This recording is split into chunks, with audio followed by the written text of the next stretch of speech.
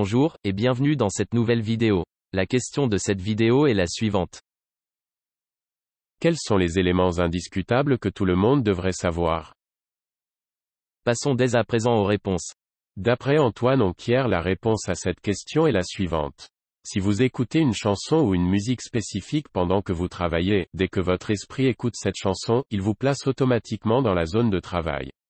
Cette magie disparaîtra si vous écoutez cette chanson tout en faisant autre chose. Vous pouvez augmenter votre estime de soi en complimentant les autres, car tout en complimentant les autres, vous vous considérez comme une personne généreuse.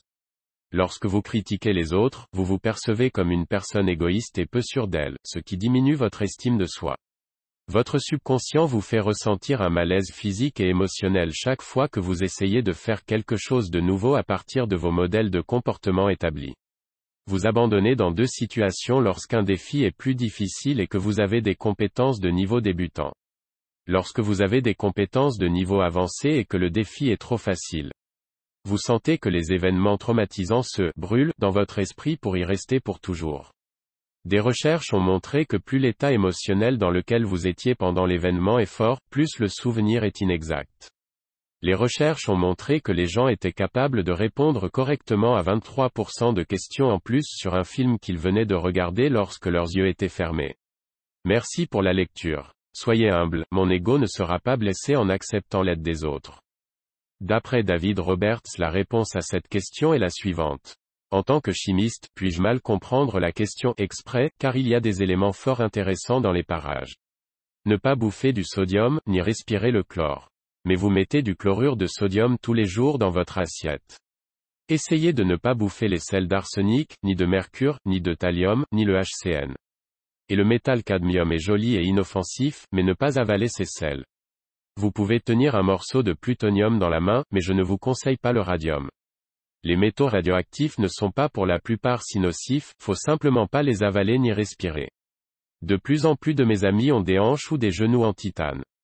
Au moins s'ils manquent de fric un jour ils pourront toujours se vendre au marché des métaux. Ne pas acheter des lingots d'or à n'importe qui. L'arnaque, de plaquer un lingot de tungstène, même densité mais de valeur 100 fois moindre, avec une couche d'or, est assez connue ces jours, mais attention tout de même. Le métal le plus dense est l'osmium, 22,6, mais ne respirez pas la vapeur de son tétraoxyde. Le métal gallium fond dans la main. On dit que son découvreur français Lecoq de Bella nommé d'après la France, Gaulle, mais on le soupçonne quand même d'une petite vanité, Lecoq.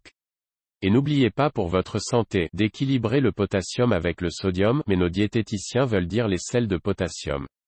Le métal explose en contact avec l'eau, ce qui n'est pas idéal pour votre santé. D'après Undefined, la réponse à cette question est la suivante. Sans être un professionnel du saut en parachute, je dirais qu'à plus de 1500 pieds d'altitude, vous avez plus de 99,99% de chances de finir en morceaux pas jolis à regarder. On peut trouver des photos sur internet, j'épargnerai à Coraline Délicatesse de les héberger et à vos yeux de les regarder. Au-delà de 1500 pieds, l'altitude n'a plus vraiment d'importance une fois que vous aurez atteint votre accélération puis votre vitesse maximale.